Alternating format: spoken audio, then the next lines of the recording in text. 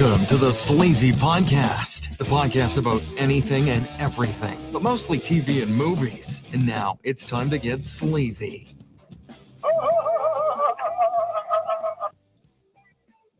All right, welcome back, everybody. This is episode 210 of the world-renowned Sleazy Podcast.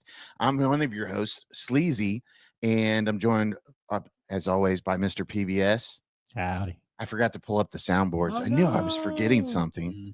So here we go. Let's just do it. Buttons. I think that's what it's called. Something like that. Oh, here we go. My instance. And hold on. We got to sign in here so we can get Robzilla's perfect introduction here. He's like, what? What do you mean? What did I do? All right. But anyways, Godzilla or Robzilla is here. Sorry.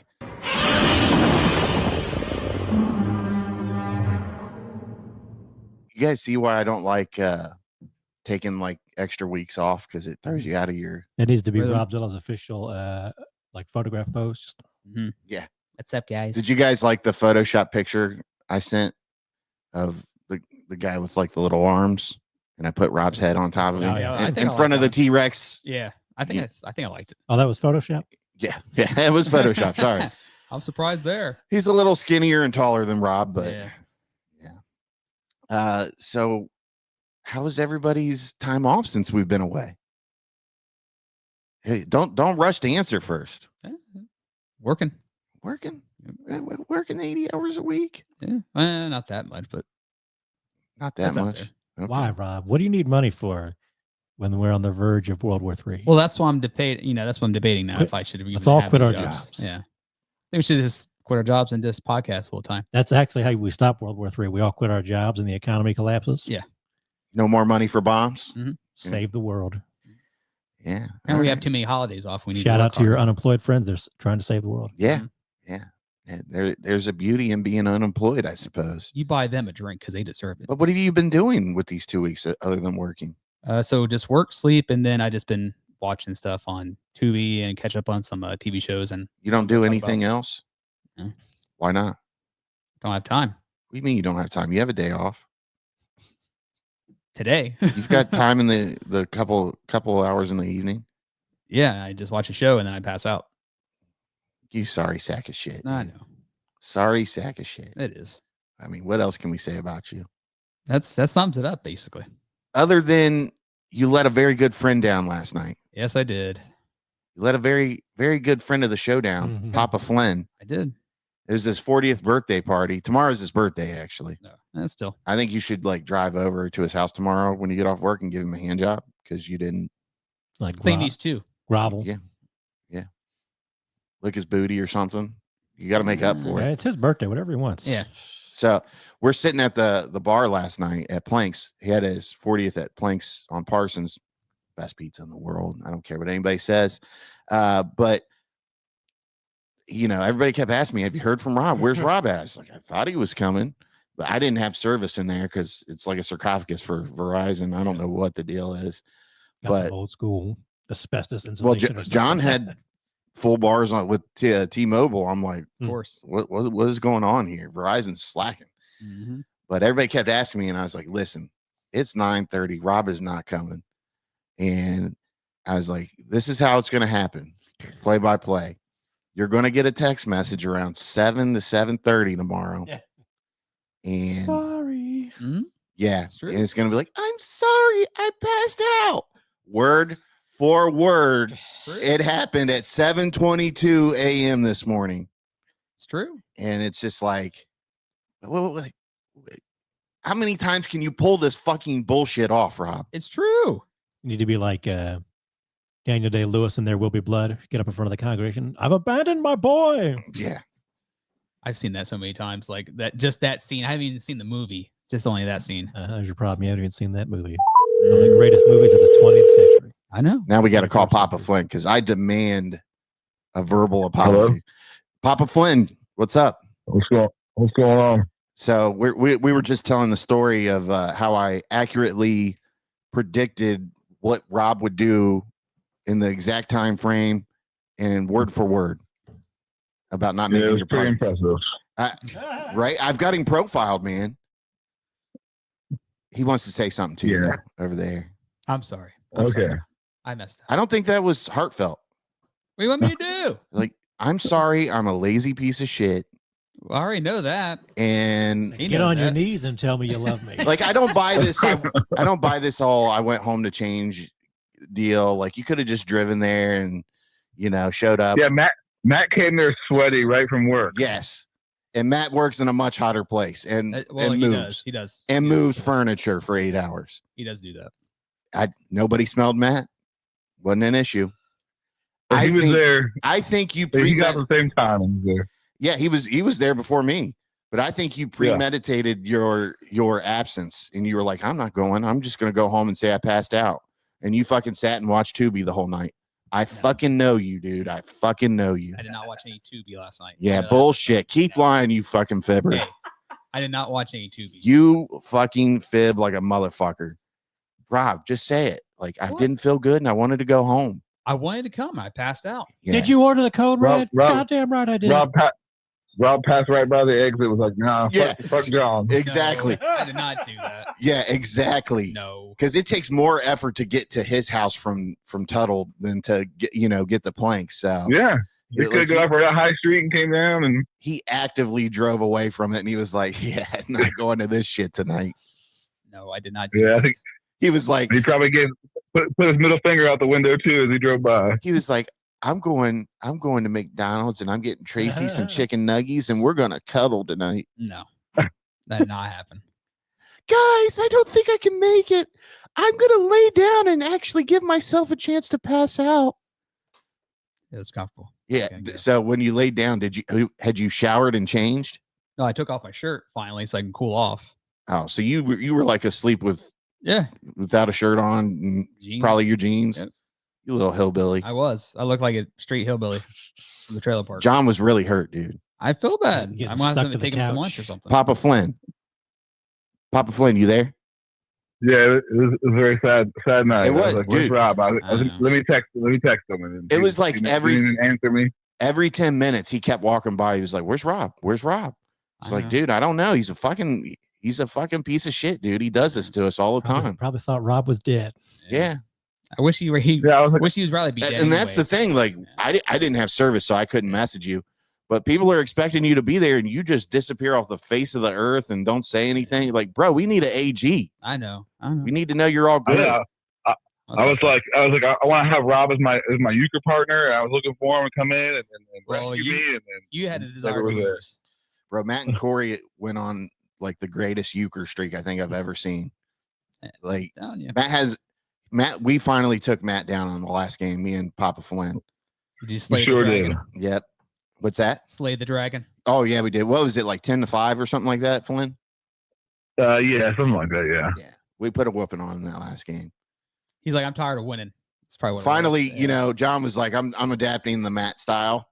And I'm like, you have to Yeah, when you I play did, yeah. against him. You can't give Matt the chance to screw the game up. You can't. He's a Exactly, madman. If you let it get to him and he calls, he's insane. Mhm. I've seen it. I've seen the work and I felt it. So I understand. And you missed out on all the fun last night. Though, I dude. know. This whole working 3 jobs is ruining all of our lives, Rob. You need to rethink this It shit. is actually. Hey, Eric, you need to bring the Saving Silverman fun chart out. The fun chart. I know. Yeah, the Saving Silverman fun chart. Remember Saving Silverman where they had the fun chart with Edith or Yeah. whatever? Or Judith. Judith. I'm sorry. And they were like, this is our fun level before Judith. This is our fun level with Judith.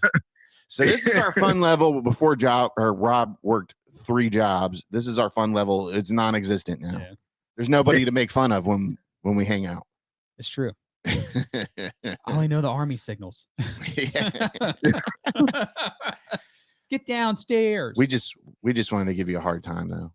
I mean, And If of you course didn't- Papa Flynn did feel he was I know. I devastated. feel bad. I'm gonna have to I take think lunch or he was something. more upset that you didn't show up than his dad not showing up. That's pretty bad. Yeah. Like Well, he just kind of expected his dad not to, exactly. Yeah. if he shows up, he shows up. He was counting on you to be there. You let him down. As an older man in his life, Rob, you're expected to be a father figure. Okay. It was That's right. it was kind of funny. Last Sunday, our buddy Matt sent me a message, and he was like, "I just wanted to tell you Happy Father's Day. You've done a great job raising Rob." I said, "Well, thank you. I appreciate He that. showed me. I was like, he ain't lying. That means a lot." Yeah. John, you want to hang on here for a few? Sure. Because we got some things to talk about with our week. Well, how was your week, PBS? It was all right. I pulled a Rob and spent it mostly working. Okay, all right. Nothing out of the blue? No, nothing really. You didn't going leave on. the house, see the sun a couple times a day? Only on the ride to work. Only on the ride to work, when it's important. or way home? You mean? Yeah. It's probably still dark when you get to work. It kind of depends on when I'm working. Yeah. Okay. I don't like these summers where it starts to get light at 6 a.m. Like, no. Yeah. Prefer the darkness and driving the darkness. Papa Flynn and I, we have had an exhausting 2 weeks. Well, but exciting week though. He was gone one week, like half of baseball, so I had to run the team, and we didn't have like all of our good players. I mean, we were down to an emergency pitcher, but we got everybody back just in time for playoff baseball, and we won the first round in like dramatic fashion with a walk-off hit that my nephew John's son hit. Andy pitched no hitter. Yeah, well, that was 2 weeks ago. Still, but he pitched all through the playoffs. We kind of mixed him in with our one kid Kai that we got back, and we made it to the championship on Friday. And of course, the game on Wednesday was a little dramatic too, because we got to the top of the 5th inning, and this storm just came through, and it was crazy. It wasn't raining, but it was real windy. And super dark. Yeah, it got really dark, and the umpire thought he saw lightning, but we didn't. We have lightning detectors at Obets, and they didn't go off. So the decision was made to keep playing because we were not going to come back and play. Yeah, it was. They wanted to. They wanted to play the last inning. They had one inning left. And they wanted to play it the next day. I said, "No, we're not doing that." Yeah, it's too hard to get people there on the days they're supposed to be there to begin with. Exactly. And then when it's not expected, we have both had commitments the next day, so it just wasn't happening. And they needed to take their L, because the rules are like, if you get 3.5 innings in, and it the weather comes through and cancels the rest of the game, it counts as a full game. So and we were up 7 runs. Yeah, so. we were up big time on them, and Charlie was coming in to pitch to end the game. He's been on fire, so yeah, they weren't scoring 7 runs on us that inning for sure. And so we made it to the championship game, and we had to play the number 1 team all year long. They beat us twice in the season. Hadn't lost. They were undefeated. So, and they played every game on the same field at home. So they were never away. They didn't know it. Probably with the same umpire too, actually. Yeah, probably with the same umpire too. Might as well. But they never faced adversity. I don't think they were ever down in games or anything like that. They just kind of cruised into the playoffs. And here comes our scrappy little team. And it's like the bench warmers. John and I named the Bad News Bears. Yeah, we're the Bad News Bears. That's what the kids wanted to be called a couple of years ago, and they just they've kept it because we've had a group of about 4 kids that have stayed together. So, but this year we returned half our team, and then we have like 4 new ball players, John. Yeah, brand new to baseball. Yeah, never played before. So, I mean, we were behind the 8 ball the minute we started this team this year, and so we get to the game, and we had problems with this team earlier in the season. You're not allowed to steal on walks. You only are allowed to steal at 1 pitch at a time. So you have to see a pitch before you can steal. They tried to steal whenever, and regular baseball, that's fine, but we have certain rules because it's a learning league. Yeah. And you just can't do that. You have to wait till the ball's pitched before you can steal a base, and you can only steal 1 base at a time. But it was a real competitive game. And Charlie was locking this team down, and then all of a sudden, somebody's honking their horn every time he goes to pitch. So, I mean, every time, like right when he's getting ready to release, they're honking the horn out in the parking lot. And I mean, it's not just like a honk, it was laying down on the horn. And it got to be where he walked a batter because of that. And they were getting ready to do it again on the next batter, which when we tell you this, you'll realize the whole story's bullshit on their part of their point of view. But one of our parents just fucking had a beeline sprint out across the field and ran up on this car, and he was like, "You need to stop right now." And it was like this guy's tough. I'm going to tell you that. Let's put it that way. Yeah, you don't want to mess with this guguy. He's tough. I don't know what the more vocal coaches or parents. Yeah, every game he's constantly challenging plays. Giving the ump a hard time. And but thank God he was there, because our umpire wasn't going to do anything. And, no, he didn't care. And the other coach was like, "Well, I'll go out there and say something." No, you're not. But then the Groveport commissioner went out there and said something to her, and she came back. She goes, "I just want to let you know I told him." I'm like, "Yeah, our parents already went out there and did that." And she was like, she was honking for her son, and I just rolled my eyes and turned away. Yeah. Like I just did not want to hear it. I got into an argument with their first base coach because he was sending them to steal more bases than they should have been. And, I'm like, "It's in the rule book." And he's like, "No, it's not." I'm like, "It's in the rule book." It's like 10 minutes of us going back and forth like that. And finally, the umpire gets some balls and sends the kid back, to the base he should have been at. And he's just getting real quiet. And I looked over at him and I said, "Hey, you see your player going back to second? That means I was right, and it is in the rule book." And he was like, "Shut up." It's like, "Yeah, you're wrong, dude. Just eat it," But so it gets to be what, the top of the fourth, John, or was it top of fifth? It was top of fifth. Yeah. And we put the runs up on them. I mean, we put like 6 runs up on them in that inning, because you could bat your whole lineup. Mm-hmm. And it was 12-6 at that time. And I keep the scorebook. And that's what I do. I keep the scorebook. I keep the dugout in order, and I call the instructions out to the batter. John's always on third coaching, and Pat's always on first coaching. And so we get out of that inning. It's a great inning. I mean, their kids are starting to cry and different things. I feel bad about that. But then you chuckle a little bit, like, "Yeah, that's what you get." Yeah, a little bit. But more towards the coach, probably. But yeah, well, it's the mentality that they coached him with, And so we give up 5 runs because we had to change pitchers. Charlie was just exhausted, and he made it 4 innings. It was hot. It was a hot day. It was hot, dude. It's I hot, sweated my ass off, dude. But so we get to there's 2 outs left. There's nobody on base because they've cleared everybody off. They're on their last batter, and Papa Flynn and I are talking, and I'm like, "Dude, we can't let this batter go. Like, if we let him go, we have to change pitchers. Like, it is what it is." And it got to be a full count, and our boy Kai just delivered a thundering strikeout. Like, I mean, it was everybody was cheering. It looked like a Walt Disney movie, dude. right. And we're like, "Line it up." I'm right out in the field. I'm hugging the players and stuff. Yeah. I mean, we all were. I mean, our pitcher was getting ready to cry. I mean, he was so excited because he never won a championship. None of those kids have won a championship before. Yeah. And so we're like, "Line it up." They're refusing to line up, and we're like, "What's going on here?" They start yelling out, "It's tied." Yeah. And I'm like, "No, it's not. It's 12-11. That's the final score, 12-11. And I'm tired of it after this point, after arguing with the coach, dealing with the first base coach not knowing the rules, and then dealing with the umpire who just was letting the game get out of control. And, well, even their head coach was like he was like more reasonable, but he was like sending the guys, and then like we were like, "He can't run." He's like, "Oh, that's right."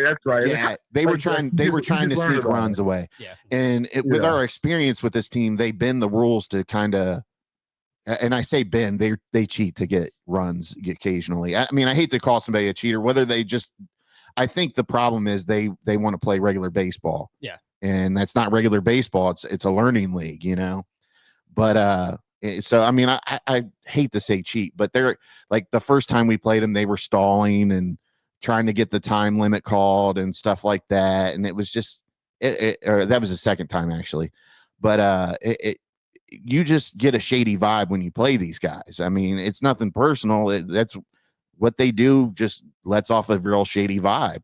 I mean, they're cool to us before the game and after the game, but they do these shady things in the middle of the game, and you're like, "Come on now, this just isn't a coincidence when it happens more than once." Right. But I was done. I was done at this point. And John's like, go check their books. Go check their books. And I felt so bad after the game because our John's boy Charlie is friends with the lady who was keeping the book, her son. So we know them. They're really nice people. And I went up and I was like, listen, we got 12 runs. And she goes, no, you don't. We have 11. And like that kind of upset me that she told me, no, we don't. And I was like, yes, we do. We have 12 runs. She goes, well, I got 11. And I said, it's not my problem that you can't keep the book. Right. And our parents were running up, yelling and stuff like that. And the commissioner looked at me. She goes, can you get your parents under control? And I had to look back at him and I'm like, guys, I got this. Right. Because I knew the book was right. I knew I didn't miss anything. And sure enough, she had missed a complete batter. And she was arguing that he never went up to bat. And I'm like, no, that's impossible because 5 other people batted after him. So he'd have to either score or be out. And you don't have him marked as an out. So he scored. Right. And, the commissioner looked at our books side by side and she was like, yeah, he scored. I'm sorry. And I thought that was cool because she could have easily taken her side and it could have been all hell breaking loose after that. Right. But, there was no question. I mean, it was mathematically impossible for him not to have anything recorded on the book and 5 other players go after him, Right. But she said that she was like, yeah, he scored. And I turned around and I was like, line it up. And everybody went nuts. The kids went nuts. The parents went nuts. But it was just it was such a great feeling seeing everybody so happy that we won. And I mean, we were true underdogs. I mean, it was like a Walt Disney movie, man. It should be made to a movie. It was special. It was special for sure. We beat the 6 seed, the 2 seed, and the 1 seed. So. Yeah. Is this your guys' first ever coaching that you won a championship? Yeah. Yeah. Last year, I thought we were gonna. I didn't think anybody was gonna stop us last year, and we got bounced out of the first round because of time limit. Right. And if we had another inning, we would have won the game last year. And who knows? I think we would have won it all last year. Yeah. And then the year before that, I think we squeaked in on the last seed because we had just moved the kids up to that level. So it took half the year to kind of get them on. And we played this monster team that had been together for like 4 years, and they beat the living snot out of us in the first round. But it was special, man. It was special. We had a good time, and the kids got a nice size trophy. And, I told him, I said, you guys are going to remember this the rest of your lives, win or lose. And thank God it's going to be that positive remembering, But, yeah, John, I just wanted to share our week there. But it was it was a pretty special week. Yeah, it was so relieving. Like I was getting Charlie horses walking out to the parking lot after the game because I was just drenched in sweat. Yeah. It was so hot, Dehydrated. and I was drinking water. I had a huge bottle of sports water, but yeah, it was hot and I was worn out. I barely had a voice after that game. Yelling and screaming, probably. Oh yeah, I mean we were yelling and screaming at everybody, and and I remember the whole. The 2 days before there, or the full day, I remember thinking all day. I'm like in my head because I set the line before the game, and I'm going back and forth. Like should I do this? Make this change? Do this? Like what's the best lineup to set? And in the field, trying to optimize our players in the field and everything, and try I was just agonizing over this all day before the game. Stressful. It was it was something. It was a lot of but. It was the one year where everything just kind of clicked at the end of the year. And, I felt like we had our lineup down to a T, and it just ran smooth there at the end. The kids were just getting it. I mean, as far as stealing bases and stuff, it was great. All right, man. Well, thanks for sitting in on that talk. But no problem, man. I will talk to you later, my friend. All right. Have a good show. Hey, thank you, buddy. See ya. Bye. Yep. Later. All right, now back to the real show. So we're going to start off with the Titan submarine docs. There's one on Netflix. There's one on HBO Max. Then we'll go into Tire season 2. I think only Robzilla and I have watched that. And then we'll go into Zilla's Tubi pick of the week. And then we're going to talk, Mr. PBS and I are going to talk 28 years later. We went to the theater and saw it yesterday. So we'll give you our thoughts on that to close the show out. Talk about some of the scenes in it. I don't think, it'll be spoiler free. I don't think there's anything that'll give it away. but Yeah. but we're gonna tell you what we think of it for sure. So what Mr. PBS? What was the documentary on Netflix? I think that one was just called like Titan Titan Submersible Ocean something. Yeah. Oh, he's using the tablet. He's beginning to learn. Titan Submersible. Let's look it up here. The Titan, the OceanGate Disaster. I thought I saw these on Netflix, or not Netflix, but Letterbox. Sorry. Yeah, they're both on. Yeah, there. they're on there. Yeah. So if we, oh, wrong button. There we go. Look at that asshole in that little mini sub. He's such a dick, isn't he? Typical piece of Was. shit billionaire. Yeah, was keyword. His ignorance took care of what him. I almost hate about him the most that I didn't realize until I watched this documentary is that he sounds like Ben Shapiro. Yeah, He's He got does. he's got that same sort of like fast talking, slightly Know-it-all. high pitched Ben Shapiro voice. And I'm like, Yeah. yes. I know more than you before I know you. Type the attitude. I don't remember if it was in this one or the other one, but there is one. I think it's this one where they show like his grades from college. It And, was Netflix. Yeah. and he had like D's and C's and F's. Yeah. and it was something.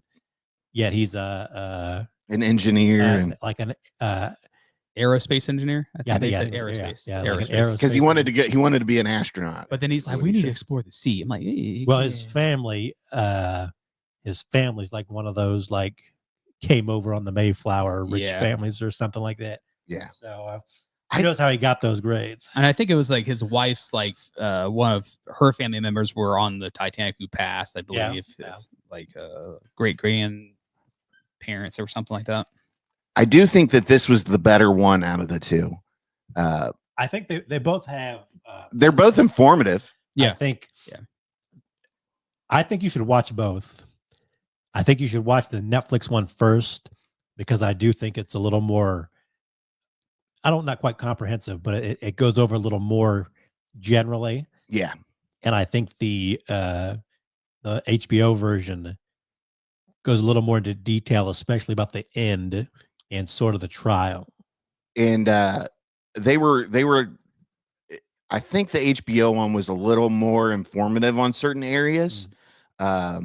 Like the employees that had worked for him before that got fired, and like the one, what was it, the Irish guy or whatever? It's David. He was like some diving expert or submersive expert. I can't pronounce his last But like you got a lot more of their testimony and stuff in that HBO Max one, I thought. Yeah, David Lockridge, and he his title for when he worked here was he was a director of marine operations. Dude, you're fucking on it. I love it, dude. That's what you're there for, dude. I tell you what, he's got to be on it. He got a good night's rest last night. I know. Like we're seeing Rob function at 100% right now. He's Bradley Cooper limitless. Yeah. That happens when you get sleep in water, I guess. Like the equations are going through his head and everything. And that guy, dude, I felt bad for that guy. They fucked him over, dude. Bad. Yeah, they Bad. pretty much sued him into, He spending his life savings Yeah, and he stuff couldn't- like that. He couldn't fight back really because I mean He was a whistleblower, but they didn't protect him from. they couldn't protect him from it. Yeah. So just to go, so Stockton Rush, he's the guy in the picture back there. Even like a dickhead name, isn't it? Yeah, it really is. That's a rich boy name. Was this? Was it? I forget. Look up his middle name there, Rob. I thought he had, like, because his whatever relatives were at the signing of the Declaration of Independence, Oh, really? and one of them was Benjamin Rush, and the That's other one was right, whatever. because they said he had generational wealth. So his middle name is like the name of the other guy at the signing the Declaration. Let's see. Richard Stockton Rush III was So his maybe full it name. was Stockton and Rush were Yeah. the guys. Yeah, Richard But Stockton Rush. so he's the CEO of OceanGate, right? And he decides Not no that he's more. gonna make this like composite fiber, carbon fiber. carbon fiber, Fiber, yeah, because it had hull. never been used before. right? Yeah. And he wants to go down to the Titanic basically. And his brilliant thing is he's going to use the carbon fiber hull because all these other ones you have to use the titanium and all that, and Steel, they have titanium. like It's ultimately like a cost reduction measure, right? well, weight, he wants to weight. have that big window. There's a part where it says, Yeah. this is the biggest window in any submersible. Right, whatever. right, yeah. Because if you ever see, they might show up 1 or 2 pictures of other submersibles, but like you've seen those, the James Cameron where he's in one and he's like, There's just enough room for you to fit a skinny person in those subs, And and they're like- made that way on purpose so they don't implode. yeah.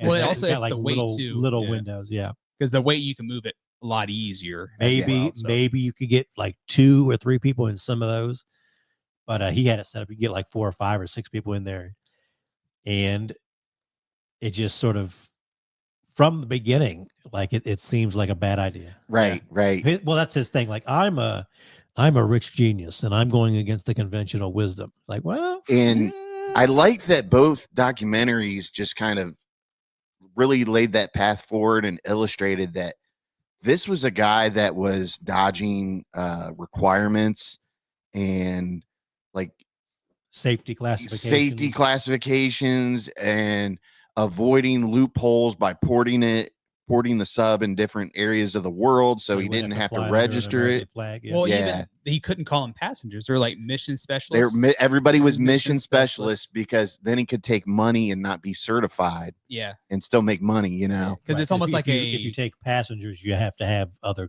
safety. Well, you have to, you have to be certified. Yeah, and he knew he wasn't going to be certified. No.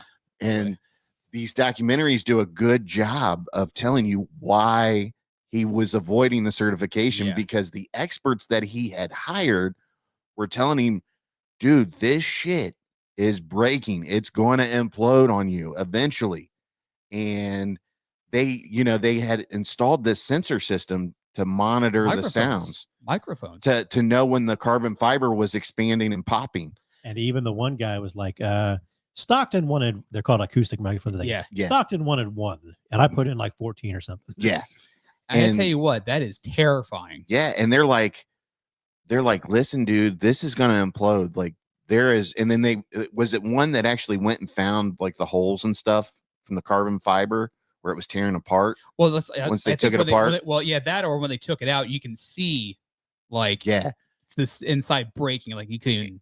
How many hauls did he go through? Was it 2 or 3? I think it was just 2. They did, but the second one was never tested. Right, they did under pressure. Something like 82 or 3 dives. Yeah. And they built like a small test hull, and that never actually went like the whole depth of the Titanic, or maybe it went just the depth of the Titanic. And they said, all right, we'll build a full length one now or whatever. So they built that one, and they do the majority of the dives with that one, I think. But somewhere around like the 70 something 80th dive, that's when they figure out that one's got like a big crack in it or something. Yep. And then we'll do the second one. And as you say, they never actually really test the second one. Or even if they do test it, it doesn't make it. Yeah. And they go ahead and build it anyway. And folks, this is why we have requirements that you have to meet to be certified. This is why you don't move fast and break things. It's all about safety. And these guys, they think they're going to be legends because they're ignoring things and getting to the results they want. Right. Like, yeah, you got the result you wanted. You got to see the Titanic, but it wasn't something that could last forever, dude. I'm a genius, and everyone else is doing this wrong. Yeah. Like, well, we have experts in this field for a reason. There's a reason why people go to school all their lives and dedicate themselves to these fields and become experts, and they say what needs to be done in order for this to be a safe vessel. And this dude just totally shit all over it. He thought he knew more than the experts, and you don't know more than the experts. Just looking at his pictures, I'm like, I'm glad he imploded. Just like I can. It's one less asshole on the earth. Yeah, I'm sorry. I hate to be mean like that. The real tragedy is that he took people with him. Yeah. And, like and if it had just been him, the one person that I feel just the most for is that young kid, the one guy's son that he didn't even want to go on it. His dad made him go on it. Yeah. And that's just terrible, man. Like, you want to be a risk taker and spend your money. It's not even that. It's these people weren't fully aware of the situation. Yeah, they didn't know. You have to sign the waivers and all that to say something bad could happen. But if you watch, each documentary has some overlapping people and some people that don't overlap. Yeah. And I think it was the Netflix one that had the reporter who does like the CBS Sunday Morning or whatever. Yeah. You could see it in his face because he went down. I don't remember if they went I don't think they went Titanic all the way down. Oh, I think that was was it in the HBO Max one with the guy from Discovery Channel? Yeah. Yeah, that's who you're talking about. No. There's another one. The HBO, the Discovery guy who does whatever the show where he does that. Yeah. Netflix, I was like Scuba Steve or something like that. I don't remember who. Yeah, I forget. He's the one who does like CBS Sunday Morning. But either Yeah, way, I remember now. pick either one. It don't matter. Yeah. They were both terrified after they like, got out of it. I think the guy on the Discovery Channel, I think he went down. He only went down a little way, and maybe the Netflix guy went down, but the next Netflix guy was on like trip 80 or something. Yeah. So he was really hearing the popping. You could see that dude's face.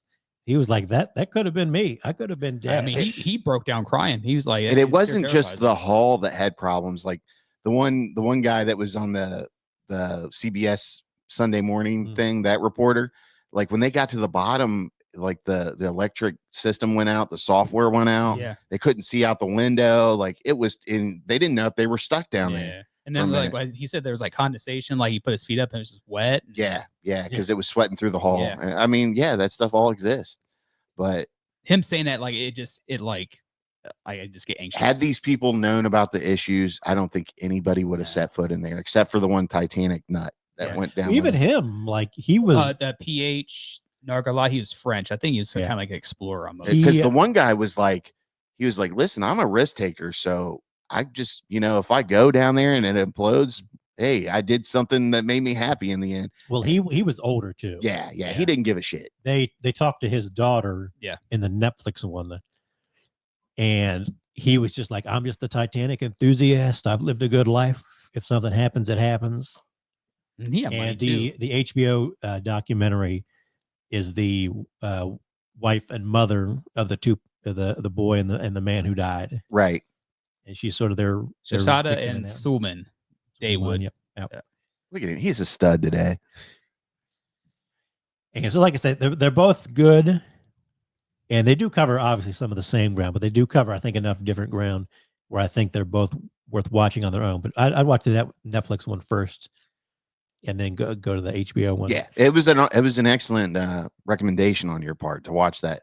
It says there's 3 here, 3 total docs. I just clicked on Stockton Rush's name on Letterboxd.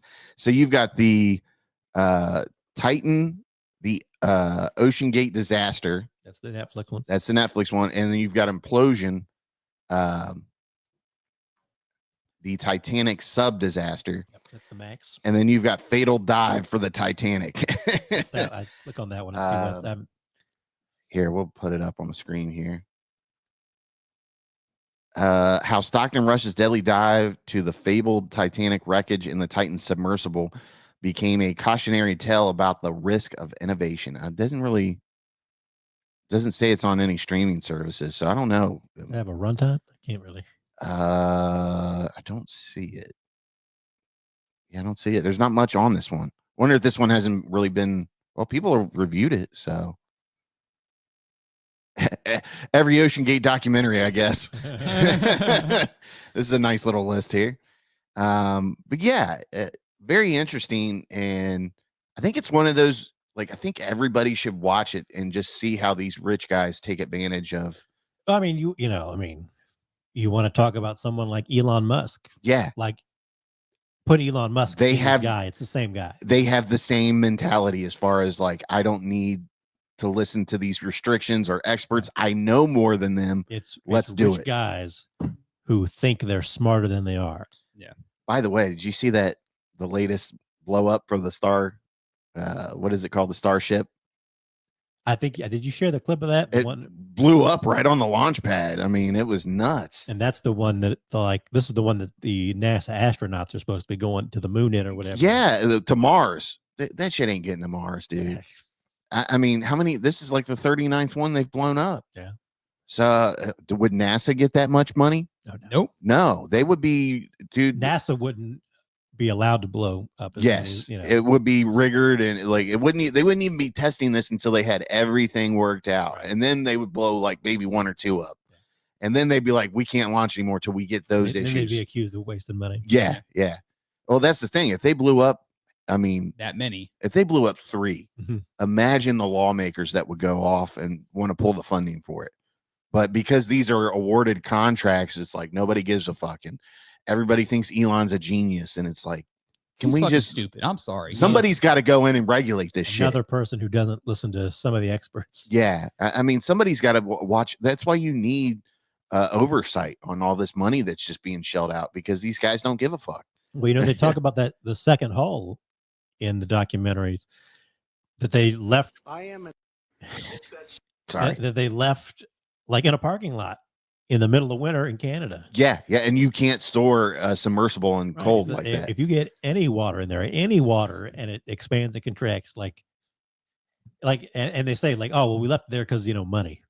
Like, what do you mean? Because you couldn't put it inside somewhere because of money? A guy that has more than enough money. Right. And they even said that money wasn't an issue for him. He could have stored For it. him personally. That's sort of some of the things. The OceanGate didn't have money, but he could have fed it. Is that he got into a position where he had a lot of people some money and it wasn't doing what he thought it would do. All right, you guys want to see the Starship blow up? A SpaceX Starship exploded into a huge fireball last night, just minutes before a test firing of its engine in Texas. Elon Musk's SpaceX saying on social media that it's experienced a major anomaly. No shit, Sherlock. Yeah, for sure. It comes after the last Starship test flight ended abruptly in May when the rocket spun out of control and broke up, sending debris into the Indian Ocean. The spaceship is at the center of Musk's plan to send humans to Mars. Yeah, I don't think we're getting to Mars I did unless just hear Tesla is supposed to be rolling out automated taxis. Yep. In like Austin or something. Yeah, one of those cities. But that'll be the next thing people die in. And they're like, the person in the interview was like, oh yeah, they don't recognize like school buses. Yeah. And certain like road closed signs or whatever. They can't. I would not ride in an automated Tesla. Couldn't do it. SpaceX Starship exploded in Texas Look at during that thing, preparations dude. for its 10th flight test. The vehicle exploded late last night, sending a massive fireball into the dark sky. I mean, like, I know there's a lot of smart and hardworking people that work there, but that is just a testament to the leadership of Tesla, which is him. Sums it up. Yeah. That's what it is. Everything's being rushed, and they have to meet timeline because, you know, he wants to get to Mars by what, 2030 or something like that. It's I something. forget what it is. It's probably closer than that, like 2029 or 28. Ain't gonna happen, bud. No, like, let's get to the moon first, and then we'll talk about getting to Mars. But what the plan is to send a Starship there with a Tesla robot first, and then the Tesla robot's going to go out and explore or whatever. Which my thing, that's a waste of time because we've already got rovers and drones on Mars. So what's the point of putting? It's not Elon's. Though. Right? Yeah, exactly. That's all it is. Yep. But yeah, I mean, like I said, I think everybody should watch these documentaries so you get a real insight to what these innovators, like how they think and the rules they break to get ahead. And it doesn't matter if somebody dies. They don't give a fuck. It's all about getting that dream that they have. The Netflix documentary, a little more than the HBO one, it goes into like some of the memes and stuff. And you know, looking back on it, I do feel a little bad about it, just because, like I said, some of those people in there had no idea what they were into. So I do feel a little bad, but at the same time, like, fuck Stockton Rush. Yeah. Yeah, he got what he deserved. It's just a shame that it didn't happen with just him in the sub. I still want to know. I've seen clips of it, and it's in the documentary. They talk about the stuff that they found on the ocean floor, and they keep talking about how they found like his ink pen. Like, I want to know what kind of pen it is. Yeah, like, yeah. What kind of pen survives a submersible implosion? I mean, they found the like Xbox controller. I was gonna say controlled part of it or something. Yeah, like the faceplate to it or something. Yeah. But isn't that amazing that the pen survives, but it just implodes everybody to jelly? And they said literally a blink of an eye and it imploded. Like they had no idea it happened to them. They didn't feel anything. 1 minute you're there and the next minute you're not. I mean, That's how fucking disastrous that pressure is underneath the ocean. Right. They basically say, like, even by the time you hear the crack, it's over. Yeah. Literally a blink, like you blink your eyes and before you open, you're dead. I mean, you're jelly. The only upside is they probably didn't feel it. I mean, that's the only. Oh no, they didn't feel it at all. That's the only upside. Like it happened so quick, their brain couldn't register it. Yeah. I mean, the time it takes you to process an event, it was super quick. So you would have never been able to know what was going on. And the HBO documentary has the clip where his wife and somebody else, they're like listening, and they hear the thunk. Yeah. And like you could see it on their face that like something bad happened, but a message did come from the submersible like right after that, so they thought maybe something was okay. But you just go back, because like I said, I still remember this. Like the whole thing is they talk about it like can they how long can they survive on the oxygen and all that, but at the same time, like some of the people knew like right away, like no, they're done. If they're not down there like without power, they're done. They're toast. I think for the most part they knew. Everybody knew, but they were still holding out hope. I think the people who were in the know knew. Yeah. in a way, like, man, now you're not. Yeah, but I mean, you have to do your due diligence and search for them to get an answer. Even though I think like we said, the people that had picked that up on their sensor, they knew something imploded. But yeah, great documentaries. Like I said, I think everybody should watch them just so you get a bird's eye view of how these guys think, act, and ultimately cost people lives. But one more thing before we go, I forgot to mention this at the beginning of the episode. I got to make a correction from our last show. I said that 50 Cent was actively seeking out a pardon for P. Diddy. No, I was wrong about that. He's actively trying to persuade Donald Trump to not give Diddy a pardon because he doesn't want him out of jail if he goes to jail, obviously. Well, he is in jail, but so just wanted to throw that out there for the record. I'm sure some people heard that and they're like, what the fuck is he talking about? You don't want Fitty to come after you? Yeah. G-Unit. I wouldn't let him touch me with that lube. You want to go shopping? Motherfucker, I ain't going shopping with you. No, I don't want to do anything with you, Diddy. Sorry. But we're going to move on next to Tires season 2 on Netflix. Man, I had a ball watching this. Yeah. It was funny as hell, dude. It's an easy watch. I think like the longest episode is like 31 minutes. Yeah. Everything else is like 22, 23. I think I watched it in like 2 nights, and there's 12 episodes this season. It's double. The first season was 6. So I'll throw this up on the screen real quick just so you guys can see it, and put it in the memory bank and try to put it in your Netflix queue. Do you recognize that kid on the far right? Yeah, it's the kid from Halloween. Yep. He's skinny. Yeah, he's gotten in shape. Yeah. But yeah, I noticed that and I was like, that's the fat kid from Halloween that got hung up on the post. Yep, on the spikes. Yeah. On the gate. But yeah, this is Shane Gillis stars in this. This is his I think written and produced. Yeah, this is his creation. But and then you got how do you say his name? Stavros? Stavi is what they call him. He's a comedian. Stavros, yeah. You might have seen him on TikTok. He's a big TikTok. Andrew Schultz is in this a little bit here and there. Yeah, I feel like they have a car lot like they're Italian and next to him or something, but they're always there on some bullshit. Yeah. This season had Thomas Hayden Church as Shane Gillis's character's uncle, and he's Shane Gillis's dad. Dad. It was the manager's uncle. Sorry. There we go. Yeah, that's what I'm thinking. He made the second season for me, dude. He was hilarious, dude. He played that older rich uncle that didn't give a fuck, but he sell it. Yeah. But he's a businessman, and he may not give a fuck, but he still cares about certain things and getting things done. Like he was cool as fuck, man. Well, he wants to spend time with Shane. Yeah, he's buying the business to spend time with his son. Yeah, and it's just not going how he wants it to. And Shane's like, leave me the fuck alone. Just go back to Florida. Yep. But man, he was hilarious. Like, what was it? There's like part of a couple episodes where he's like, let's go get some margaritas. And it's like 11 o'clock in the morning or something like that. Let's do a bar crawl. Yeah. Let's go day drinking. It's like, man, people really do have the best lives at day drink. Like they do. They They just don't care. Yeah, they don't care, and they're just enjoying themselves. And of course, we get to see just one episode. Vince Vaughn. Vince Vaughn's in it. He plays the older wise guy at a tire convention. Mm-hmm. But he's like, "Let me appreciate you. Appreciate you." I like the there's an episode at that convention where they're like the whole episode they're trying to get tickets to see that motivational speaker.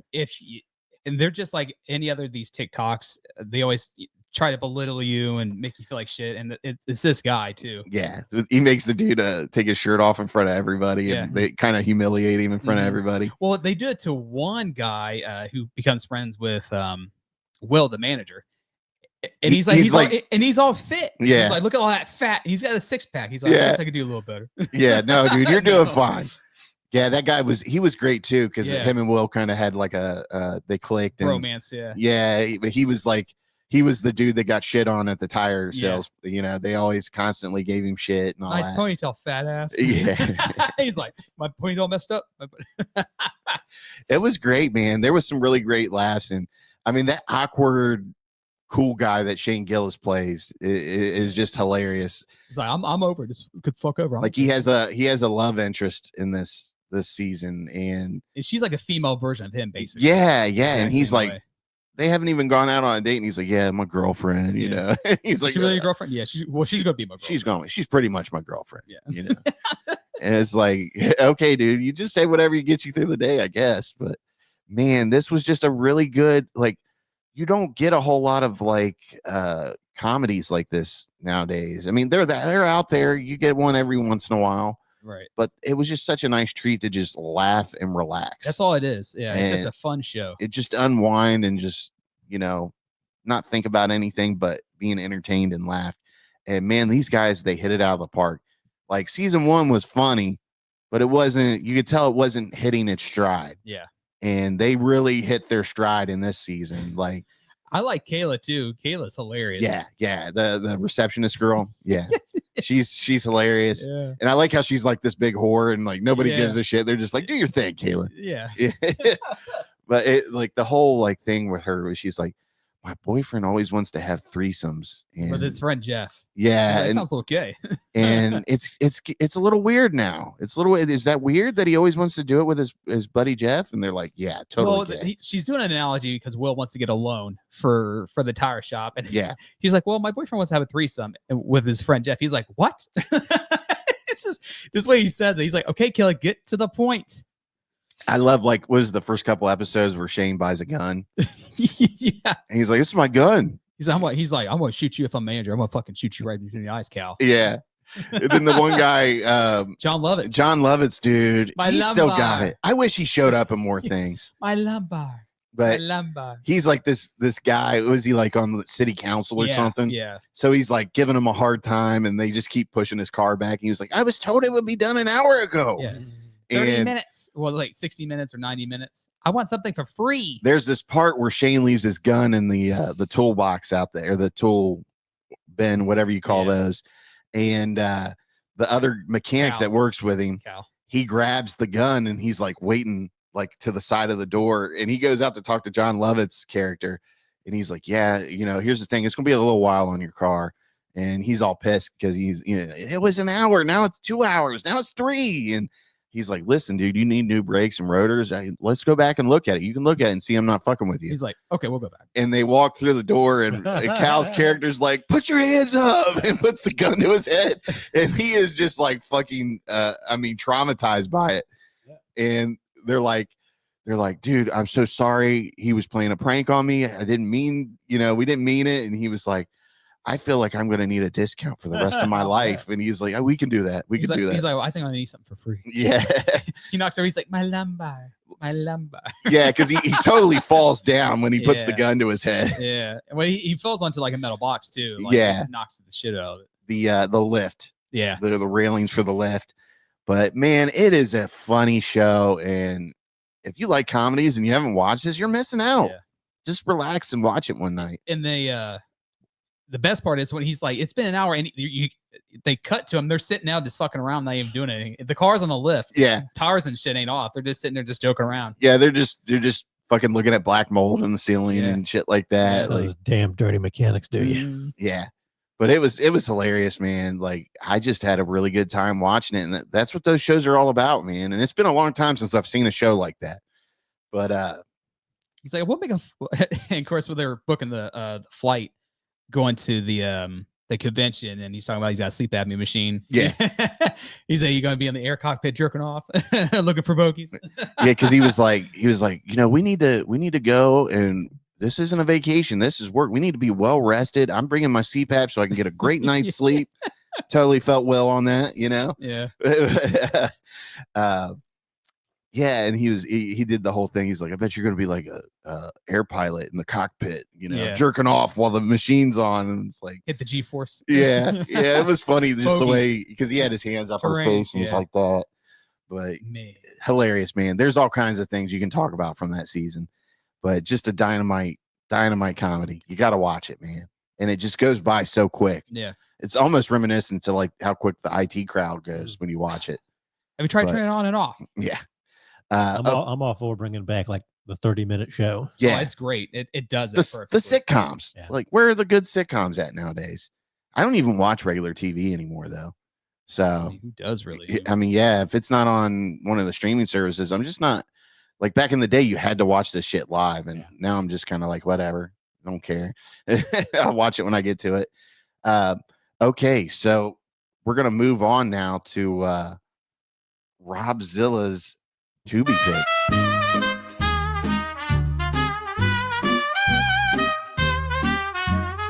Go ahead, put those moves out there, dance to it.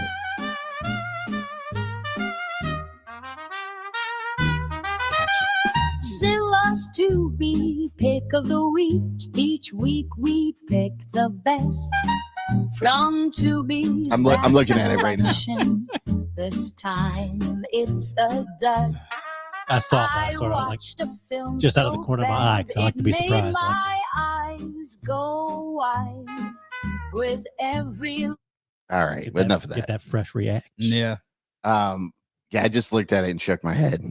He did inform me when I was talking to him this morning that it would be a shark movie. Yes. Yeah. Dude, he just cleans up on these fucking shark movies, dude. Well, I just feel like it's fitting with the summer. So I've been watching like sharks and like crocodiles and shit.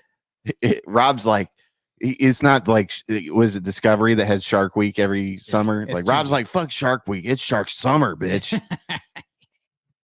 All right. So we're going to look at this here. I'll put it up on the screen.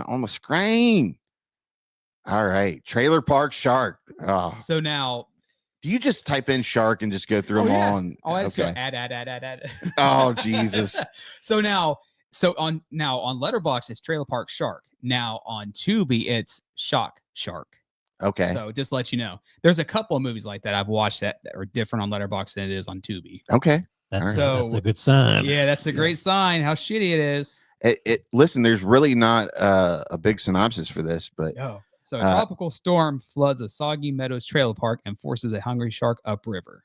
Oh man. So that's a very. Do you get to see like trailer park trash like fucking and getting eaten by sharks? Not fucking, but there is a lot of boobies. They're really not actually. Oh man, but how do you not? Well, and this is the thing. So there's funny moments, and they do a lot of homage to a couple of Jaws scenes. Yeah, and they make a reference for Sharknado too. Okay, so, but it's funny, but then I feel like they spun it up to an over exaggeration with Trailer Park. You know what I mean? So it's got an average ranking of 2.6. Robzilla gave it 1.5 stars. Well, it's so funny too. Like, so it's so funny. So there is who is in this? There's couple famous people. So I wouldn't say famous, but we have Thomas Ian Nicholas. So he's from American Pie. He's Rookie of the Year. Rookie of the Year. Yeah. So him and Tara Reid's in this as I well. see Tara Reid right in the middle there. Maybe 5 minutes, and she's your typical like blonde hillbilly chick. Oh yeah, but she has there's a couple of things. She's like, holy grits. It's just stupid shit, man. Holy grits. But what's his name? Here? So Dennis Haskins is like the main villain. So that's Mr. Belding from Saved by the Bell. Yeah, I see him right there. Yeah, didn't he get in trouble for something? I don't know. I just know that's the first time I ever seen him in anything. I feel like am I misplacing him with another child molester? You're thinking of the guy from Mom and Dad Saves the World. Yeah, That's yeah. it. Like Yeah. he's in trouble. Yeah. Beetlejuice, Yeah, Beetlejuice. Yeah. I think Belding did something kind of. I felt like something got him out of acting there for a while. It was just kind of. I think it was like something more kind of dumb than anything, maybe. Yeah. And nefarious.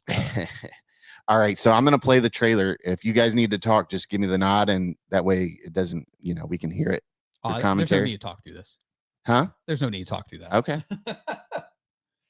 Here, hold on. Let's get a better view here for the. Oh man, look at Terry there. When that levee breaks, they're gonna think it was a natural disaster. Yeah, the levee got destroyed. Documentaries underwater. There's a shark swimming in these waters. The weatherman saying nothing about a tornado. Shark in the park? That's the first. You had to get my man on video blowing the place up. And somehow the shark eats it? You got Swayze on camera, right? Well, where's the footage? Belly that shark. No one leaves this thing alive. Help! Watch out! Holy grits. Are you suggesting we give a great white a reverse colonoscopy? Yeah! You kill the fish, and not only do we get revenge on the shark, we get revenge on the Connor as well. I don't know who I'm gonna enjoy killing more. That shark or both of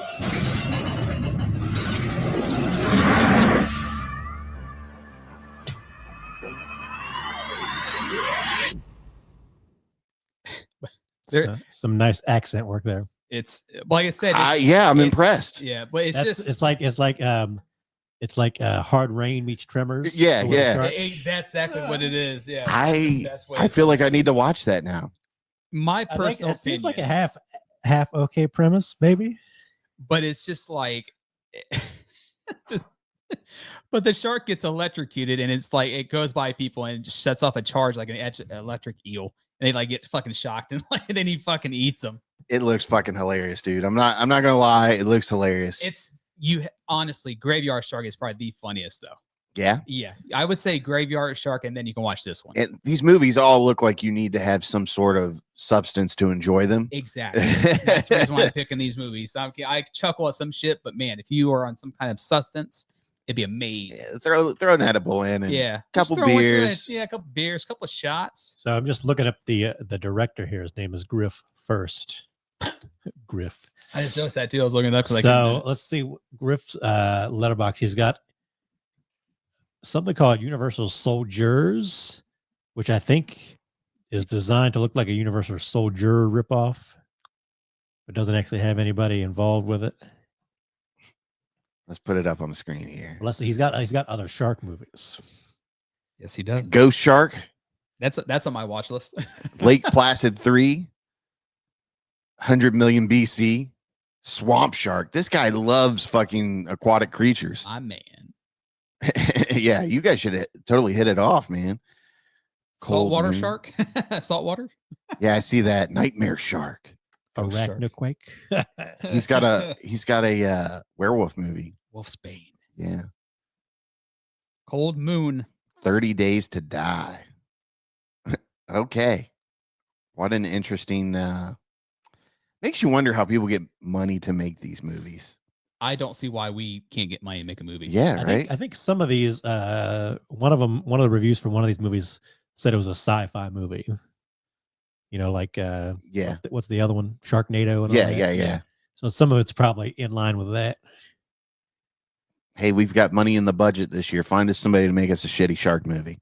Arachnoquake has Edward Furlong. Get you a tax break. Yeah, right. Yeah, this right here goes to show you there's too much money circulating in the world when all these shitty movies get made. We need to tax these billionaires so we keep making shitty movies. Oh no. I'm just saying. I think what if we were going to make a movie, what would we do? Like Robzilla getting abducted by aliens or something? And then I turn the tables, make them watch shitty movies and kill them. Yeah. There you go. Rob's a secret hitman. And what if Rob was a serial killer where like his thing was making people watch shitty movies Exactly. and Drives just them watching insane. them torture themselves until they finally break and then he kills them? That's what I'm thinking. I can't watch Tubi anymore. Stop it. Suffer. Yeah. Oh man, that was yeah, I gotta tell you, you nail it on these Tubi picks, dude. They all look interesting. I'll give you that. The amount of shit movies that's on my Tubi watch list is amazing. And that's the thing. We're gonna have to make a list now of all of your. Now, what was the one from last week? I forget. That's what I'm saying. We need to make a list and just the keep other track shark of these. movie. Was it Graveyard Shark? Yeah, I think it was. Graveyard Shark. Was that the one where the shark was the guy in the costume? Yeah, Graveyard Shark. That yeah. one's still like that's. I don't know. If That's the one where the shark fucks somebody, right? Yeah. I don't know if I'd call that a good practical effect, but a nice practical effect always kind of like okay. Yeah. Okay. At least it's a little bit more enjoyable than like that god awful CGI shark. You know what I'm saying? At least like it's just better that way though. Yeah, definitely is.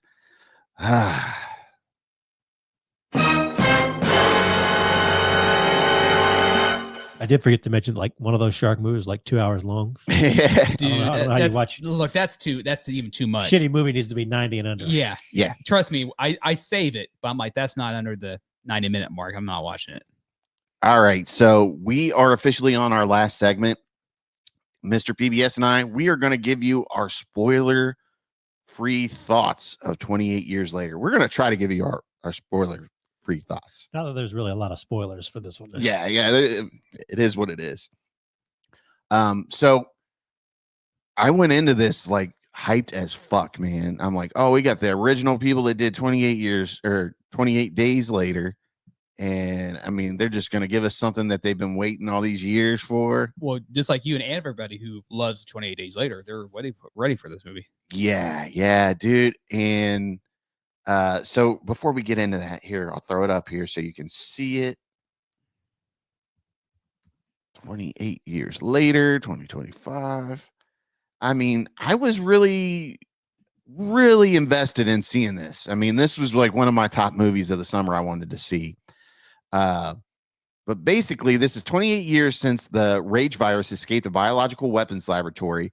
Now still in a ruthlessly enforced quarantine, some have found ways to exist amidst the infected. One such group lives in a small island connected to the mainland by a single heavily defended causeway. When one member departs on a mission into a dark heart of the mainland, he discovers secrets, wonders, and horrors that have mutated not only the infected, but other survivors as well.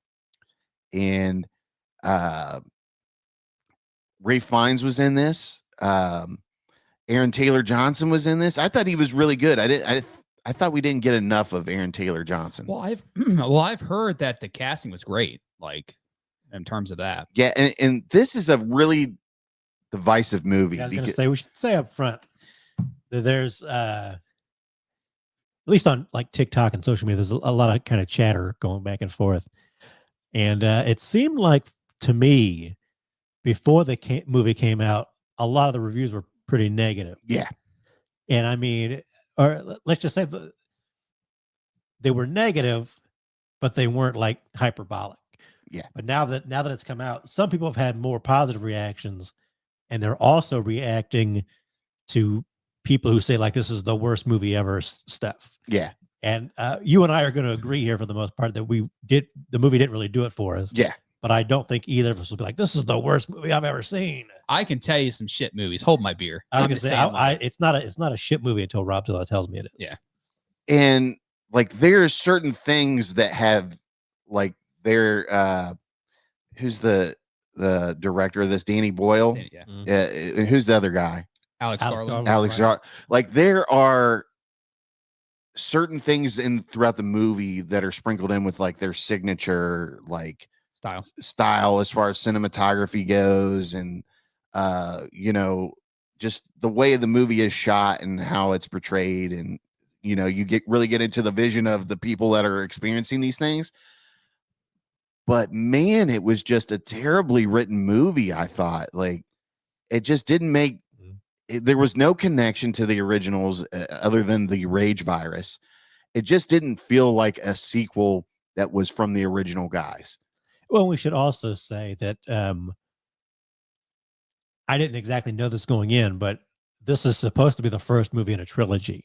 Oh, is it really? The second movie is already shot and done. Oh, wow. I didn't know that. And it's supposed to be coming out like January House or of something. Bones? I think it's like House. Even that, like the way it ended, we were both like, what the fuck are they doing? Like the ending made no sense. I don't hate the ending, but it doesn't fit in with the movie. Once you understand that this is one half of a movie, basically, it makes more sense. Like, oh, okay. And I really hope going that somewhere else with the second movie. Listen, I'm all for getting more of these movies, and hopefully, the next movie makes the other one pay off. Right. But I don't see it right now.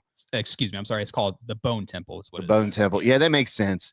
But like, I was just really excited. And there was just there was more than one occasion where I looked over at PBS and I was like, what the fuck is this? Like, I also should preface some of my comments that I was a little more tired than I would have liked to have been. And I didn't doze off. Goddamn Robzilla. I didn't doze off or nothing, but I did sort of the head bob a couple times.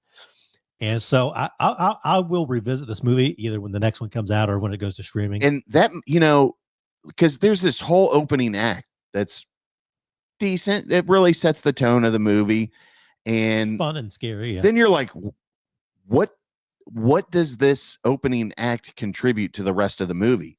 Like the whole movie, you're like, is this the kid that was in the opening act? I have no idea what the fuck's going on here. I think they kind of lead you to assume it is. Yeah, and it's not. And it's not. And like say it's just sort of like a prologue. It's interesting. Maybe it was just me.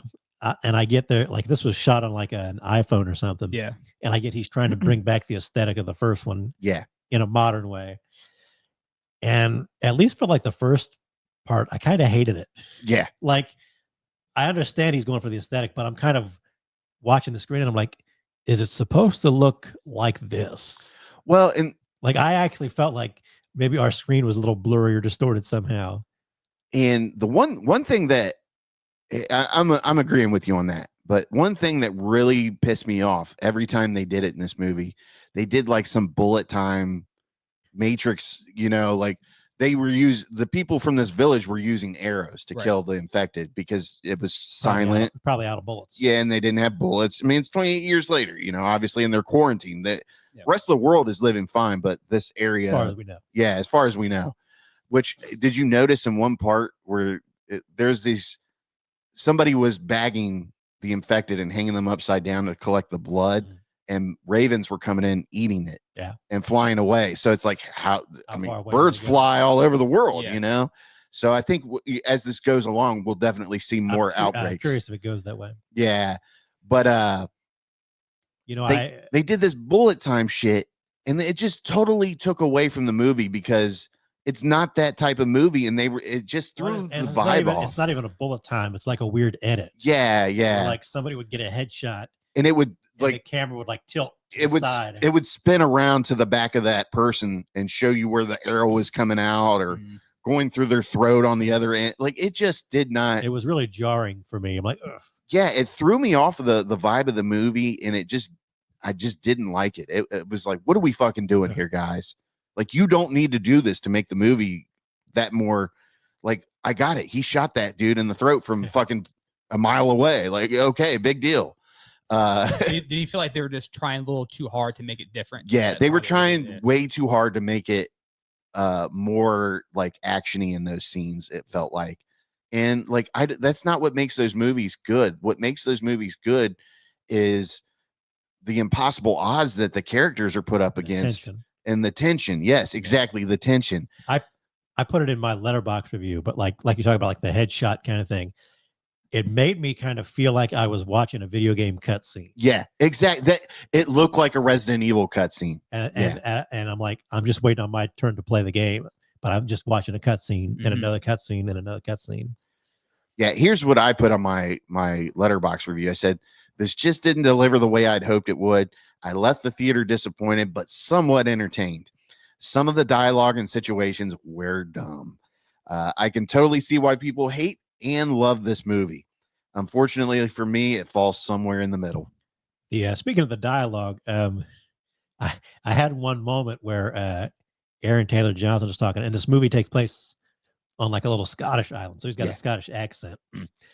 And in a movie theater, I usually do okay with accents. I know some people like during Sinners, some people had trouble with the Southern accents. Yeah, I had some trouble with his accent in this one, and literally, like for just like 1 second, my brain told me, find the remote and turn the subtitles on. Yeah. And I'm like, no, I'm at the movies. I can't turn the subtitles. There's scenes where he's like, they show their home life and, he's making breakfast and he surprises them with a little bit of bacon.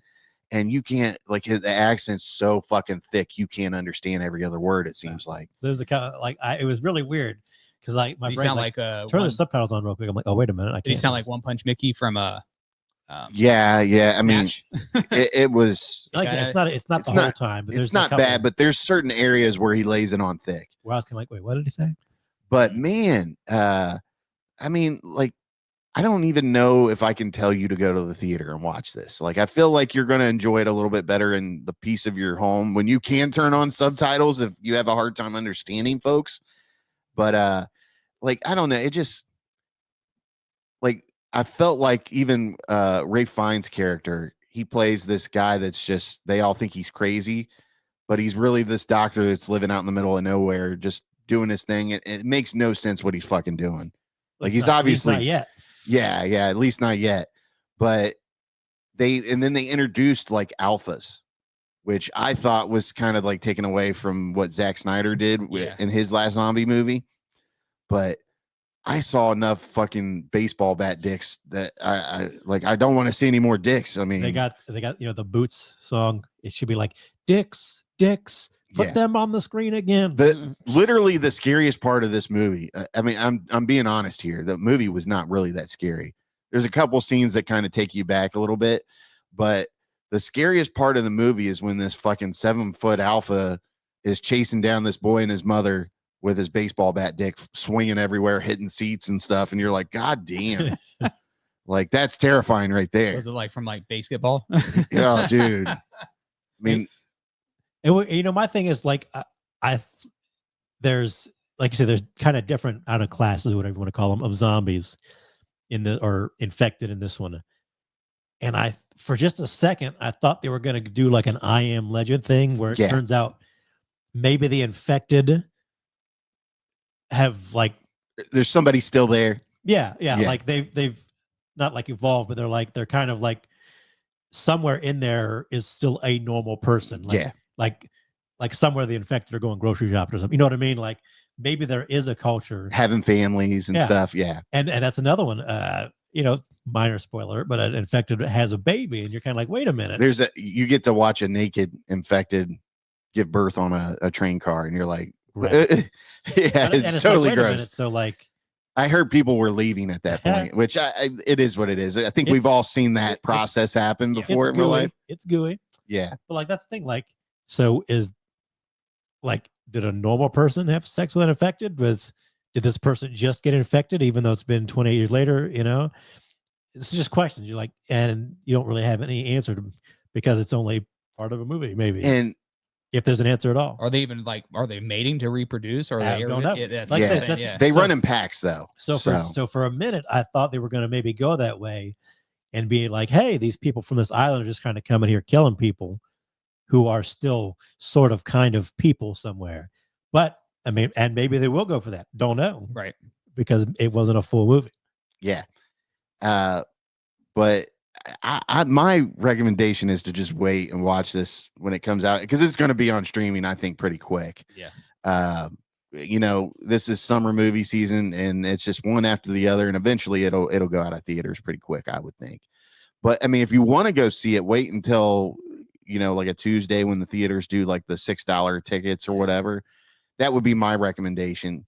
But man, it just didn't there were certain things that didn't make any sense. Like, this is 28 years later and these people are still recklessly going out and killing these infected people without protection on their eyes and mouth. And we know that the infection comes through blood and saliva. And they know.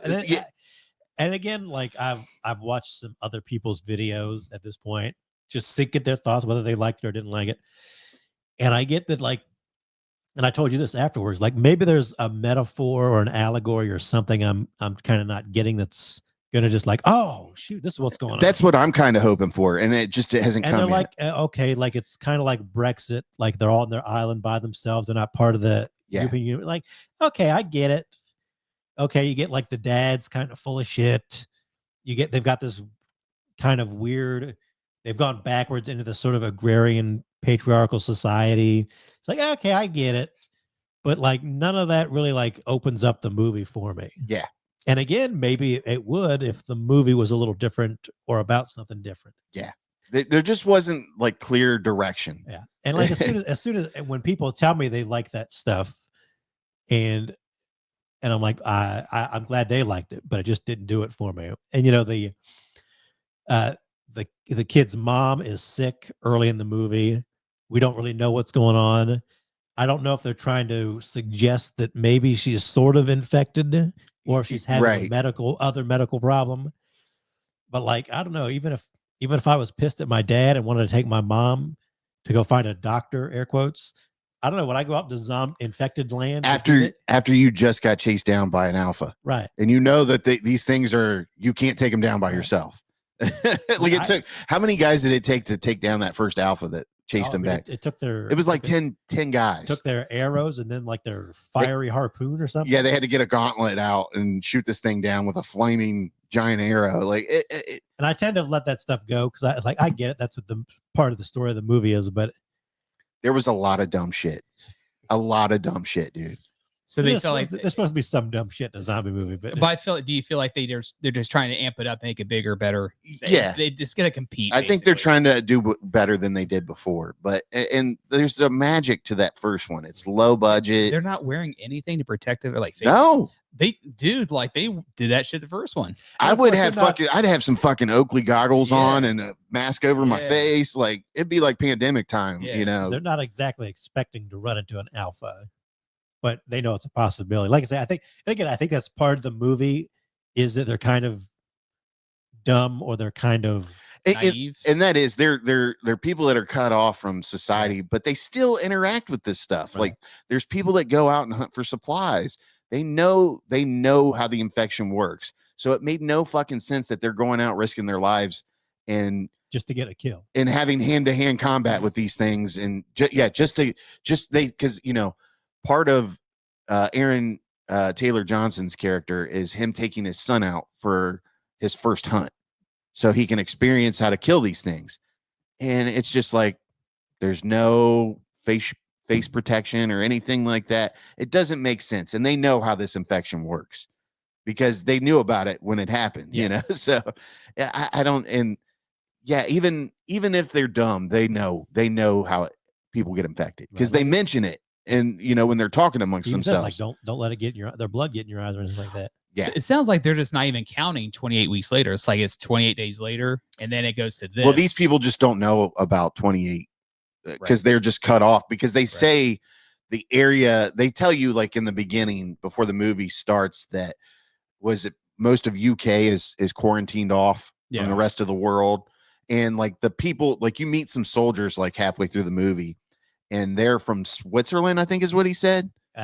Switzerland or Sweden. And they were doing a patrol of the quarantine area to make sure nothing, and their boat sank and they got to shore. His character made it. Yeah. He says, they're not coming for me. Yeah. But I mean, it was kind of funny because there's a part where the soldier shows the kid who takes his mom out to try to get her healthy. He shows him a cell phone and the kid's like, what's that? Because he doesn't know what a cell phone is. Right. Because he's grown up outside of that area. And then he shows him a picture of his girlfriend and goes, what's wrong with her face? Because she's got lip implants. And he's like, yeah, this girl in our village, her lips get like that when she eats shellfish or something. And you're just like, okay, I get it. Yeah, they're stupid, but they're not that stupid. You know, it's just they're not around that. They're just like I get that part. Yeah, they wouldn't know any of that stuff, but they know how the infection works, and like some of the stuff just didn't add up. Like there's plot holes throughout it, and you know, Ralph Fiennes, like you say, comes in later in the movie, and he is interesting. Yeah, you know, covered in betadine, so he doesn't get infected, and the way he deals with like the alpha and that without actually killing them. Yeah, it's interesting. but again, I'm not quite sure exactly. It just didn't make any sense of what they're going for. I like when somebody tells me their interpretation, like, yeah, I kind of get that. Now, I would totally do a movie that explored Ralph Fiennes' character some more and even gave his backstory a little bit. And that may be what the next one's sort of kind of about. And showed why he was making the decisions he was making. Because I mean, he's got these like little, what do you call the like the blow darts? The blow darts. He's got blow darts that are like morphine induced. So he just puts these things to sleep and just leaves them be. He's like, yeah, we should get going before he wakes up. Yeah. And how about like, okay, kind of interesting idea. Like, how about we put this motherfucker with a baseball bat down? Yeah. So we don't have to worry about him hitting us in the head with this thing again. Yeah. But like, interesting idea. Like, okay, he's kind of out living with them and not actively killing them, but they are trying to kill him. Yeah.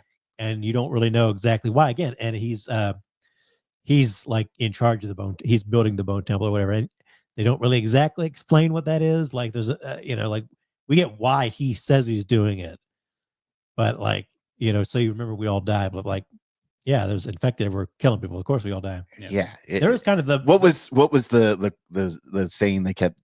Memento mori. Yeah, memento mori. He just says it so perfectly.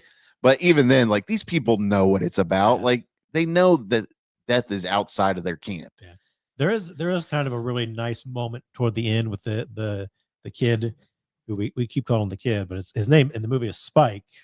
Alfie Williams, who's good. Yeah, he was great. Like, listen, there are great performances in this movie. The heart of the movie. That everyone genuinely gives a great performance, but the writing and the direction is just so fucking weird and just like I said, plot holes everywhere. It just seems like and the dad doesn't go after his son. Well, he does sort of toward the end. Yeah, but he would have went after him when he said because he sets a diversion to get his mom out of there. Yeah. Spoiler alert. But he never goes after him. Right.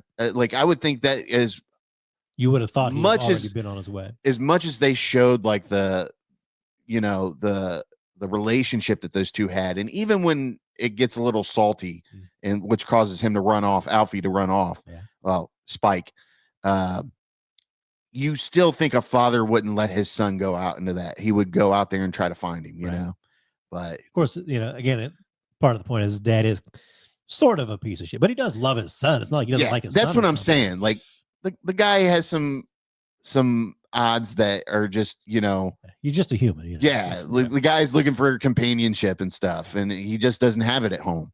So, and that causes the kid to be upset, and which ends up being the plot of the movie. The kid is trying to get his mom help. Yeah. So like I said, there's a nice moment with them toward the end. But then it just, I don't know. I just like took your mom all the way out here to have the story end that way. Yeah. And what's in those woods in the forest or whatever. And that's a journey for somebody that is that sick to go obviously on. in the movie, she has some sort of mental impairment. Yeah. Because she sort of keeps forgetting exactly what's going on and where she is and all that. Yeah. Yeah. And then of course that's sort of the end of the movie, but there's also this little bit at the very end that gets a little crazy and sort of changes the whole tone of everything. Yeah. And again, I'm not against it. I get it. Like that's another one where when you listen to somebody explain sort of the references they're going for, you're kind of like, okay, but yeah, right. It doesn't listen, help. I'm going to tell you this. They're supposed to play a bigger part in the second movie. I hated the ending, but had I saw that ending, like if they made this movie right after they made 28 Days Later, back then I'd have been like, oh, that's kind of fucking cool. Right. But it just seems a little outdated and cheesy nowadays. Yeah. And once you see it, you'll exactly that my words will ring right through your head, and you'll be like, he's fucking right about it. Well, I guess the whole gets me is the whole alpha thing. I'm like, does it really need to be needed? Or? I mean, they got to do something to keep it interesting, I guess, but it didn't feel like it needed to be this fucking 7 foot, 450 pound guy with this, just like the super predator from the Predator. It's very Predator inspired. Yeah, I mean, this dude, he's huge, and there's more than one, obviously, right? But they're like fucking just, you see them like running, and they don't run fast. They like run like a giant would, like boom, boom, boom, and you just see that big ass dick flipping around, hitting shit, and you're like, God damn. Was it big like that werewolf in that movie Howl? Dude, Like he's like all roided out. It's a baseball bat dick, dude.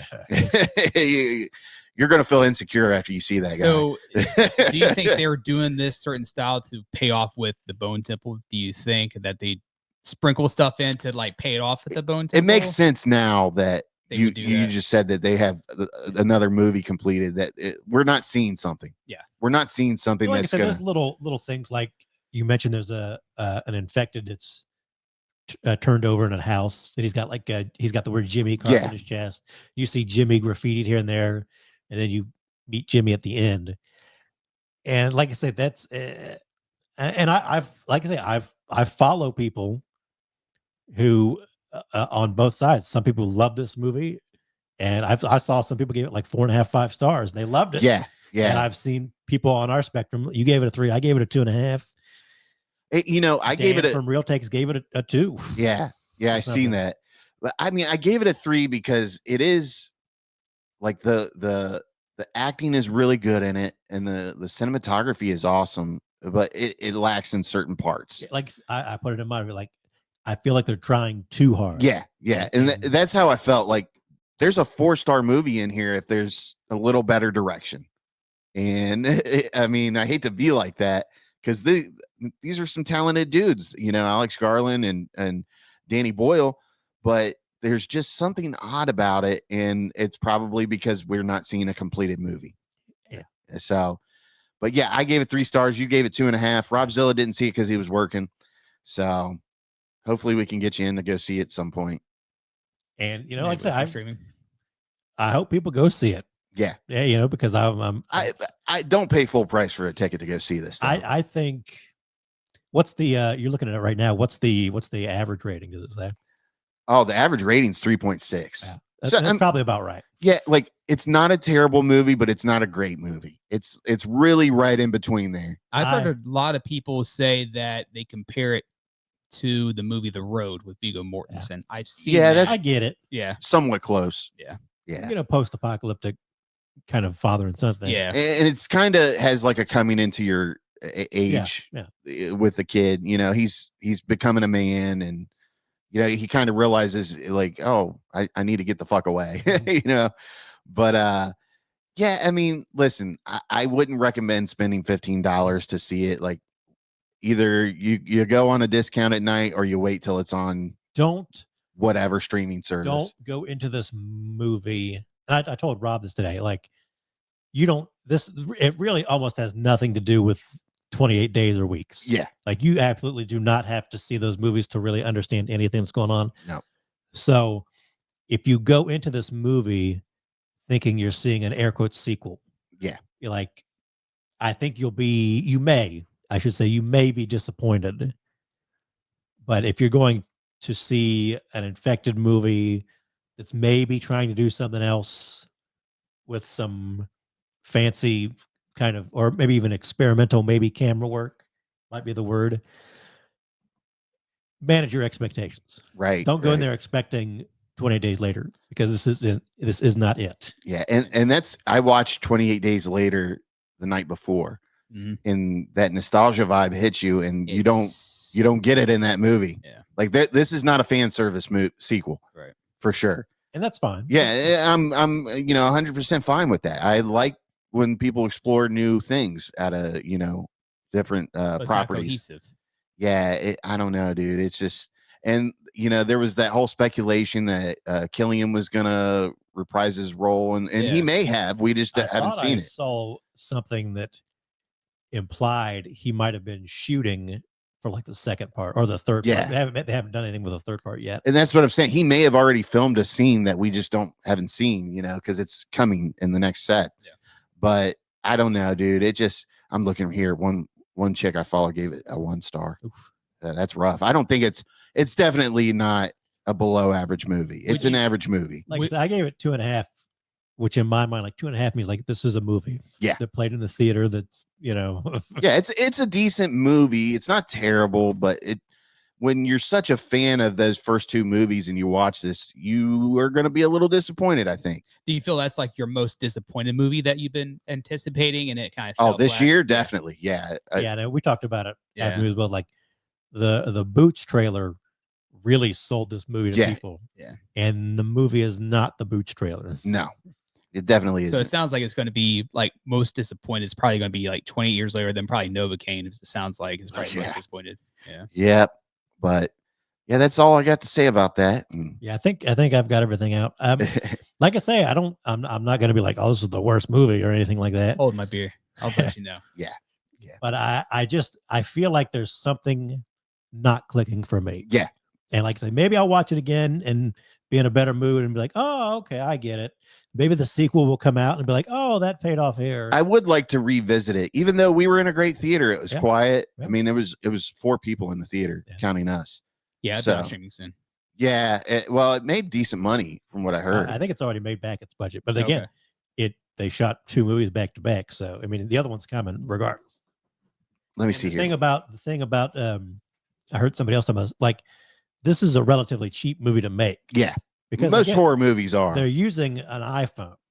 So Danny Boyle, I believe, keeps his crew really small. So if you keep a small crew, you can shoot all the stuff you want. And You think he was like, everybody, iPhones in the bucket right now, and they're hooking them up to that rig that they were shooting on. So the runtime of this movie is 1 hour and 55 minutes. It has opening weekend domestically, it's gotten $30 million. Internationally, it's gotten $30 million. So worldwide, it's made $60 million. So they've cashed in big time. that's on the this. budget, right? 60 is the budget.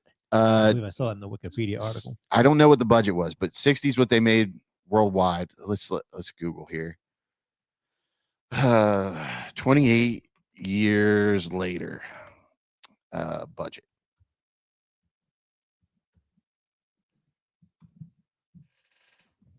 Okay, the film 28 years later had a budget of 60 million, according to a Reddit thread on Box Office Information. It is the first film in a planned trilogy, with a second film already shot back to back. The third film's financing is not yet secured. The film was released June 20th, 2025. Okay, so there we go. Yeah, it's already made its budget back. All right, and they got a second movie. Yeah, so it'll be in theaters probably a couple more weeks, I would assume. Oh yeah, yeah. So I'm assuming how well probably the second movie, The Bone Temple, does and connects the story that they might go. Well, they might get. They've already made the money back from it. Right. I mean, I'll be curious. Its budget was 60 million, and they shot those movies back to back, so it's already done. I'd be curious if the way I'm interpreting it. Yeah, if the point of the third one maybe to kind of like we're thinking, maybe to branch out side of the quarantine zone. Yeah, maybe they might need a little more money to do something like that. Maybe. But maybe not. Maybe, like I said, maybe the second one comes out and all the dots connect. And you'd have to nuke a place if this happened in real life, right? You have to. Or use some bombs to just inflame everything in the area. Yeah, you just have to burn it out, basically. Yeah. Well, that's what I mentioned last episode, I think, rewatching Return of the Living Dead. And that's, spoiler alert, kind of end up what happens at the end of the movie. Yeah. Is they're just like, we just got to bomb the place because nothing's going to stop the zombie. You can't, in that world, you can't kill the zombie. It's never truly 100% dead. Some part of it is always alive that can affect someone else. And so that's kind of what I got. I definitely have some real issues with the movie, but again, I think the biggest one I think I could put those aside if the movie clicked with me, and it just didn't. And judging by other people's reviews, it absolutely did. So yeah. Well, that is all we have for you for episode 210 of the Sleazy Podcast. As always, my call to action is to share the show with one person, and from there, that we'll get another person to listen or watch. As always, make sure you're liking and subscribing to the YouTube videos. That helps us in the algorithm, helps branch out to people that are like-minded and, would enjoy the show. Obviously, it'll get in their feed. Leave your comments somewhere, anywhere. Yeah. Don't be afraid to comment. If you liked 28 years later, let us know. It's like you guys are fucking crazy. It was an awesome movie. Tell us. We want to have that conversation with you. Let us know what they're missing. I mean, and we're gentlemen. We won't disgrace you too bad. But Yeah, I'm looking at the calendar here, and the next time we could record would be the 6th because Rob works so much. So it'll be a holiday weekend. Hopefully you won't be worn out and it'll be done by then. The madness. But yeah, so you guys have anything else you want to close on? I told Rob we were talking about shark movies, but it's the 50th anniversary of Jaws. I saw that. My Fright Rag Jaws shirt on. Yeah. I don't know if it's playing anywhere right now, but I think they're supposed to re-release it. Oh, that'll be cool.